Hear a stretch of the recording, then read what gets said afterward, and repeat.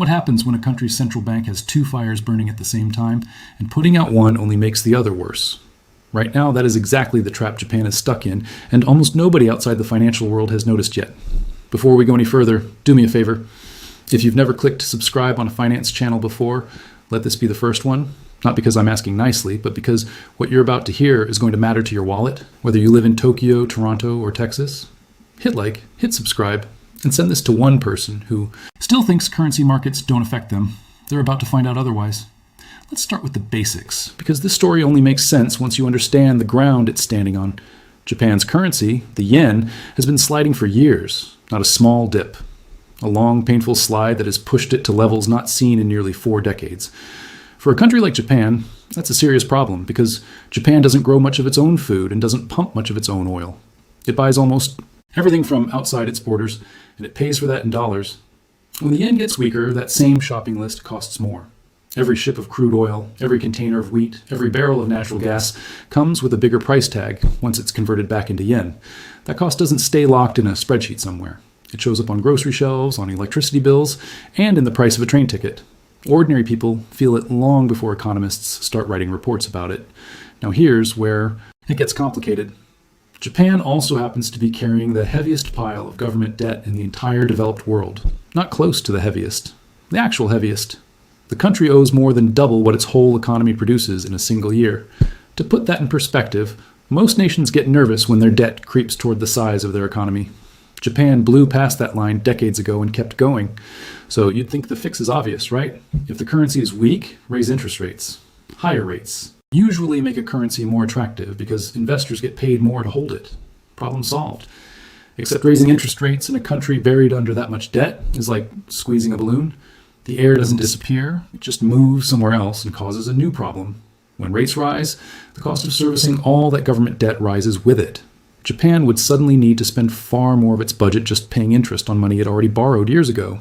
That's money that can't go to healthcare, infrastructure, or anything else the country needs. Push rates too high, too fast, and you don't rescue the yen.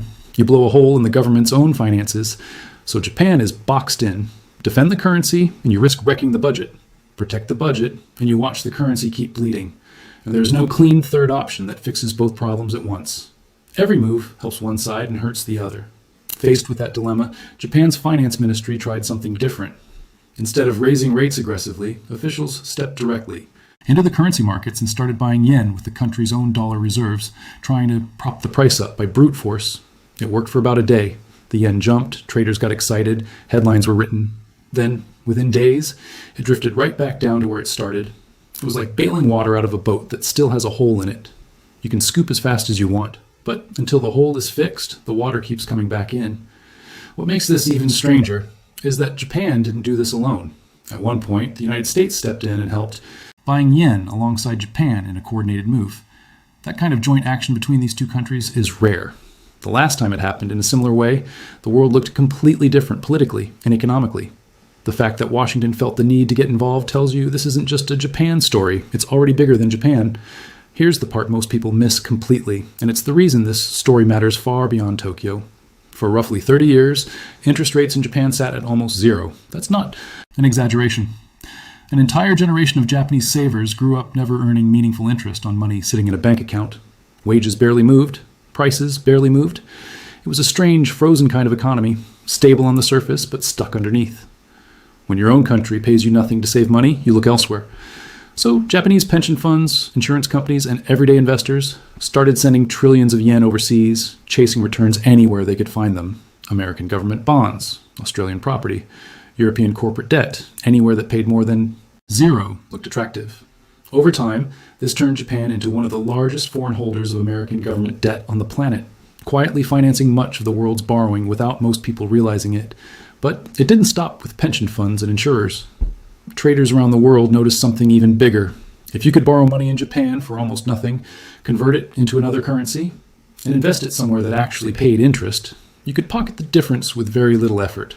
Borrow yen at close to 0%. Convert it into dollars. Buy something paying 4 or 5%. Repeat as many times as you like. This strategy became known as the carry trade, and it quietly grew into one of the largest, least visible forces in global finance. Nobody can tell you exactly how big it became because there's no central registry tracking it. Some estimates put it in the hundreds of billions. Others believe it stretches into the trillions once you count all the different forms it takes across banks, hedge funds, and private investors. This whole strategy rests on one fragile assumption, that the yen stays weak. If you borrowed yen and the yen keeps falling, paying that loan back later is easy because you're repaying with cheaper money than you borrowed. But if the yen suddenly strengthens, everything flips.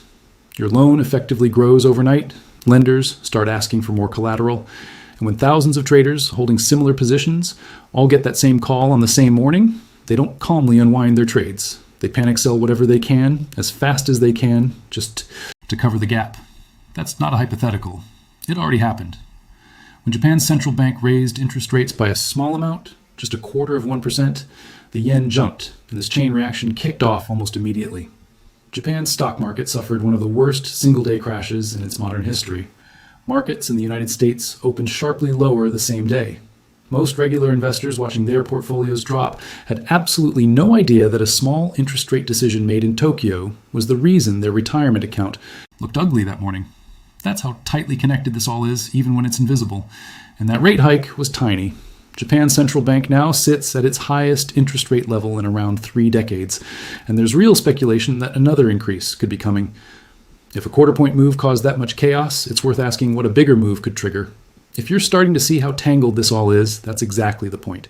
This isn't a simple story about one currency going up or down. It's a story about a chain reaction that's already in motion, and we're only partway through it. Before we go deeper into how this spreads far beyond Japan's borders, take a second and hit that like button. Not for me, honestly, but because this video only reaches more people who need to understand this if the algorithm sees enough engagement. Think of it as forwarding a warning to a friend, except the friend is everyone else watching this platform right now. For decades, Japan quietly acted like a financial safety net for the rest of the world. All that money flowing out of Japan and into foreign bonds helped keep borrowing costs lower almost everywhere else. Governments in the West got used to selling their debt to buyers who reliably showed up, and Japanese institutions were some of the most consistent buyers on the planet. Nobody sent a thank you note. It just quietly worked in the background. Year after year, that quiet arrangement is now breaking down. Japanese government bonds finally pay something after being stuck near zero for a generation. Longer-term Japanese bonds are yielding levels that, once you account for currency hedging costs, start to look competitive with what investors can get holding American debt. So the money that used to flow out of Japan is starting to flow back home. Japanese investors have already been pulling billions out of American bonds in recent months, choosing to reinvest closer to home instead. That might sound like a minor portfolio shift, but multiply it across an entire country's worth of pension funds and insurance companies, and it becomes a real problem for anyone who depends on Japan showing up to buy debt. Governments running large deficits, and there are plenty of them right now, need buyers at every single bond auction.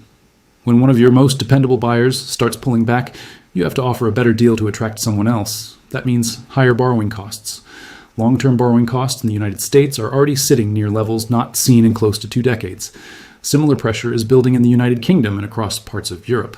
This is exactly why the United States got involved in supporting the yen in the first place. It wasn't done purely out of goodwill toward Japan. If Japan had been forced to sell off its massive holdings of American debt to defend its own currency, that flood of selling would have pushed American borrowing costs even higher, right at a moment when the U.S. government is already managing an enormous and growing debt load of its own. Washington had every incentive to prevent that from happening. So think about what's actually happening here.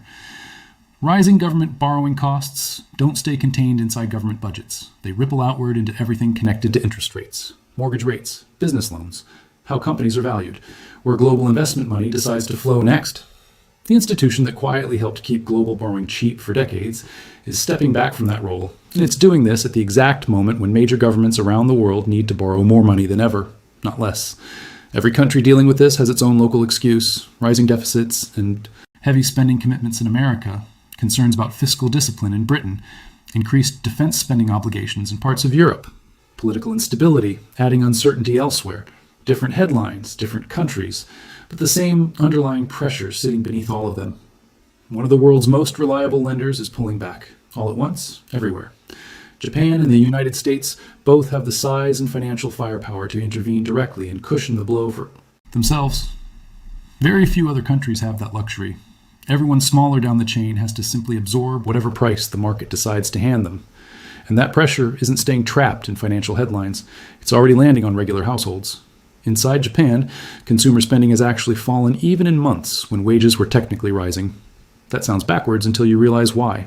A weaker yen makes imported food and imported fuel more expensive, and that added cost eats up wage gains faster than paychecks can keep pace. People are earning slightly more on paper and still feeling poor in practice. Public confidence in how the government is handling rising prices has dropped sharply, with a large majority of the population saying leadership isn't managing the problem well. This pressure doesn't stop at Japan's coastline either. The yen rarely moves in isolation. Neighboring economies like South Korea and Taiwan compete directly with Japan in similar export industries, particularly electronics and semiconductors. When the yen swings sharply, traders often reprice the entire region together because global buyers view these economies as tightly linked competitors selling into the same markets. Hong Kong feels a different version of the same squeeze because its currency is pegged directly to the US dollar. That means Hong Kong essentially imports American interest rate policy automatically, whether local conditions call for it or not. Eventually, this chain reaches ordinary business owners who have never studied currency markets and never plan to. If you run a business that buys supplies in one currency and sells products in another, you are, whether you realize it or not, taking a bet on where exchange rates will be by the time payment comes due. A finance decision made in a government building in Tokyo can quietly reshape your profit margin before you even notice the exchange rate moved. Large investment funds track this constantly, adjusting their positions in real time. Small business owners usually don't have that luxury, and they often only discover the damage after it's already baked into their books. We're now well past the halfway point of this story, and I want to pause here for a completely different kind of ask. If any part of what you've heard so far made you rethink how connected these economies really are, do this. Leave a comment right now with one word describing how this makes you feel, whether that's worried, curious, or even confused. I genuinely read these, and it helps me understand which parts of stories like this actually land with people and which parts need better explaining next time. That single word from you is worth more feedback than 1,000 silent views. So where does this actually go from here? Japan's central bank has more policy meetings ahead this year, and every single one now carries outsized weight. If policymakers raise interest rates again to support the yen, it could trigger another wave of unwinding in that massive, mostly invisible carry trade, the same kind of chain reaction that briefly rattled global markets before. Traders who borrowed cheap Japanese money for years would suddenly face a very different bill than they originally planned for, and if enough of them try to exit those positions at once, the resulting volatility wouldn't stay contained inside Japan. If Japan instead chooses to hold back and does nothing dramatic, the yen likely keeps drifting weaker, squeezing Japanese households even harder and eventually forcing another round of direct market intervention, spending billions of dollars again just to slow the decline rather than actually reverse it. Neither path is comfortable. There's no version of this where Japan simply relaxes and watches from the sidelines. What makes this genuinely different from past currency scares is the scale and the timing. This isn't a small emerging economy wobbling in isolation while the rest of the world watches from a safe distance. This is one of the largest, most deeply interconnected economies on Earth, sitting at the center of a lending relationship that quietly held global borrowing costs down for decades. And it's unwinding at the precise moment when major governments everywhere are drowning in their own debt and desperately need buyers to show up. For years, most people never had to think about any of this. Japan's ultra-low interest rates were simply background noise, a strange quirk of one country's economy that didn't seem to touch anyone else's daily life. That era is quietly ending. The bank that helped keep the whole system's borrowing costs artificially cheap is stepping back from that role, and everyone connected to it, which by now is nearly everyone, has to adjust to a different reality. Here's the uncomfortable truth underneath all of this. Problems that start in one corner of the global financial system rarely stay confined there. Money moves faster than headlines do. Yep. By the time most people hear about a currency crisis on the news, professional traders have often already repositioned, adjusted, and moved on to the next opportunity. The people left holding the consequences are usually everyday savers, small business owners, and workers who never had a front row seat to the decision-making in the first place. Japan's situation isn't some distant, isolated economic curiosity happening on the other side of the world. It's a warning sign about how fragile these interconnected systems really are, and how quickly stability built over decades can start cracking once the underlying support gets pulled away. The countries and companies paying close attention right now are the ones quietly preparing for what comes next. Everyone else will simply feel the effects later, without ever fully understanding why. If this video helped you actually understand a story that most financial news coverage rushes through in 30 confusing seconds, Do one more thing before you go. Share it with someone who keeps hearing about the yen or Japan's debt on the news and has no idea what it actually means for them. Understanding this stuff isn't just for economists and traders anymore. It's for anyone with a bank account, a mortgage, a business, or a retirement plan sitting somewhere in the global financial system, which, whether you realized it before watching this or not, includes you.